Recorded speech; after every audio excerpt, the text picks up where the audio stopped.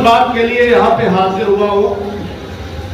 संगठन की बात विधायक ने और हमारे माननीय जिला कांग्रेस कमेटी के सम्मानित अध्यक्ष ने आपसे कही, लेकिन इस पूरे विचार के पीछे बात क्या है? बात यह है कि मध्य प्रदेश एक बहुत बहुत बहुत महत्वपूर्ण राज्य देश के लिए भी और कांग्रेस पार्टी के लिए भी है, और इस राज्य में अगले विधानसभा के चुनाव में मात्र 3 वर्ष बचे हुए हैं। मैं मात्र इसलिए कह रहा हूं कि किसी भी चुनाव के लिए अगर जमीन पर तैयारी प्रदेश के स्तर पर करनी है तो 3 वर्ष बहुत कम होता है। 2028 का विधानसभा का चुनाव देश की राजनीति का भविष्य तय करने वाला चुनाव होगा। जो नतीजे आएंगे उसका प्रभाव 2029 के लोकसभा के चुनाव पर पड़ेगा, और इस राज्य के अंदर कांग्रेस की लंबे समय तक सरकार रही। 2018 में भी इस राज्य की महान जनता ने और महान जनता के आशीर्वाद से कांग्रेस पार्टी के नेतृत्व की सरकार श्री कमलनाथ जी के नेतृत्व में बनी। मगर दुर्भाग्यवश जिन लोगों को कांग्रेस पार्टी ने ऊपर किया, मैं विधायक जी का सम्मान यूं ही नहीं कर रहा था, बहुत बड़े बड़े नेता कांग्रेस के थे, लेकिन सत्ता के लिए लोगों ने समझौता किया और कांग्रेस की सरकार चली। 2028 में सरकार बनानी है तो ऐसे विश्वसनीय चेहरों पर भरोसा करना पड़ेगा जो कभी टिके नहीं, मुश्किल से मुश्किल जाएगा। तो 2028 में सरकार बनाने के लिए करना क्या होगा?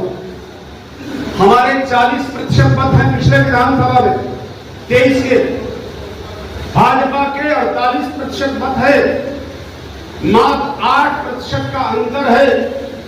विधायक जी से मैंने चर्चा की तो उन्होंने कहा कि चुनाव की प्रक्रिया में भारी धांधली दिखाई देती है।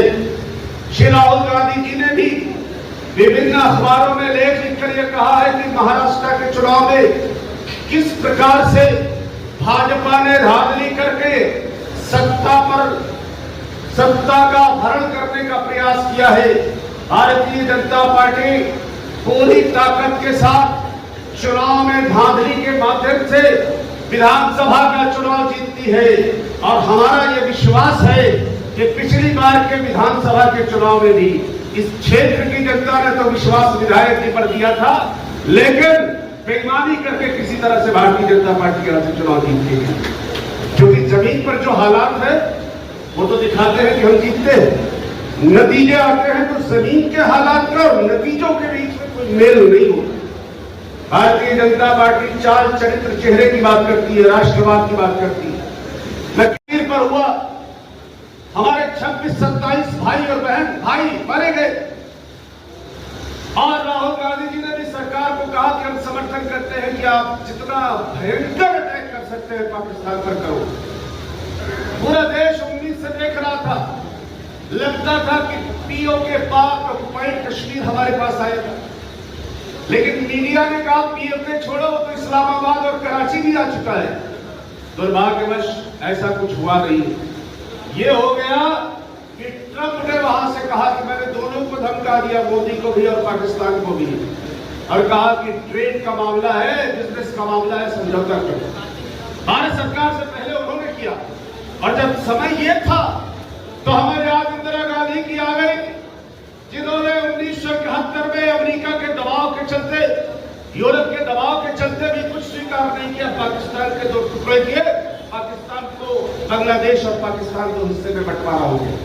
91,000 फौजी उनके गिरफ्तार हो गए, जो हाथ पैर जोड़कर बाद में पाकिस्तान को छोड़ेंगे।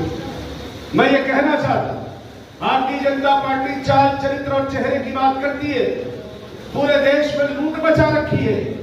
जो इनके साथ चला गया वो अच्छा है, जो इनके साथ चला गया वो अच्छा नहीं। ये लोगों के बहुत चरित्र पर सवाल उठाते हैं।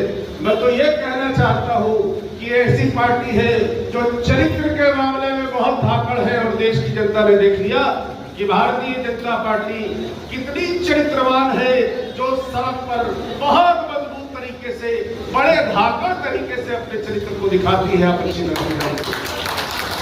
इसलिए हम लोग कहने के लिए हाजिर हुए। राहुल गांधी हमारे नेता पूरी जिम्मेदारी के साथ कन्याकुमारी से कश्मीर तक गए, मणिपुर से मुंबई भारत जोड़ो न्याय यात्रा में गए, हमारा भी सौभाग्य रहा कि हैदराबाद, बेंगलोर, उत्तर प्रदेश, जम्मू कश्मीर, तमाम जगहों पर हम लोगों ने राहुल गांधी के साथ कदम से कदम मिलाकर काम किया। और हमारा ये सौभाग्य है कि जब आज ये देश के लोकतंत्र पर हमला हो रहा हो, आज जब संविधान पर हमला हो रहा हो, लोगों के मूल अधिकारों पर हमला हो रहा हो, तो एक ही व्यक्ति है जो भारत के संविधान के विचार को जमीन पर उतारने का काम लड़ते हुए भाजपा के गुंडा राज से कर रहा है। उसका नाम राहुल गांधी है। देश में बाबा साहब का, भीमराव अम्बेडकर का बनाया हुआ संविधान, ये कानून है इस देश में, इसके हिसाब से देश चलेगा। और मैं कहता हूं ये खामोश क्रांति है। ये संविधान जिसने एक रात में दलित और ब्राह्मण को बराबर किया, ये संविधान जिसने अगड़े और पिछड़े को बराबर किया, ये संविधान जिसने महिला और पुरुष को बराबर किया, ये संविधान जिसने गरीब और अमीर को बराबर किया, ये संविधान जिसने गांव और शहर को बराबर किया, ये संविधान जिसने हिंदू और मुसलमान को एक साथ इकट्ठा किया। संविधान के पन्नों पर हमला हो रहा है। देश की जनता ने लोकसभा के चुनाव में ये संदेश दे दिया कि संविधान से पे हमला करोगे तो हम मोदी को और अमित शाह को और भाजपा को हराएंगे। 100 सीटें, 99 सीटें हम जीते। अगर थोड़ी मेहनत हुई होती तो मोदी की सरकार नहीं बनती। आपके राज्य में 29 सीटें हैं, 29। दुर्भाग्य से हम एक सीट भी नहीं जीत पाए। वोट मिल रहा है, मगर जो आगे का रिजल्ट है वोट का, अगर हम 15 सीट जीते होते, 15 सीट राजस्थान में जीते होते, भाई साहब कुछ सीटें उड़ीसा से आ गई होती, 40 सीटें होती। अगर भाजपा 200 के अंदर रुक जाती तो मोदी भी जाते, अमित शाह भी जाते, भाजपा भी जाती, सरकार हमारी बन जाती। मगर ये सरकार 29 में बन सकती है। 29 का रास्ता 28 से खुलेगा। तो ये संगठन का काम अभी से करना है। जिससे बात करो, महात्मा गांधी 1924 में कांग्रेस के अध्यक्ष हुए। उनकी याद में 2024 में बेलगाम में एक अधिवेशन हुआ। एक ही बात हर आदमी कह रहा है, संगठन काम नहीं कर रहा, संगठन काम नहीं कर रहा, संगठन को ठीक करो, संगठन को ठीक करना। जिला अध्यक्ष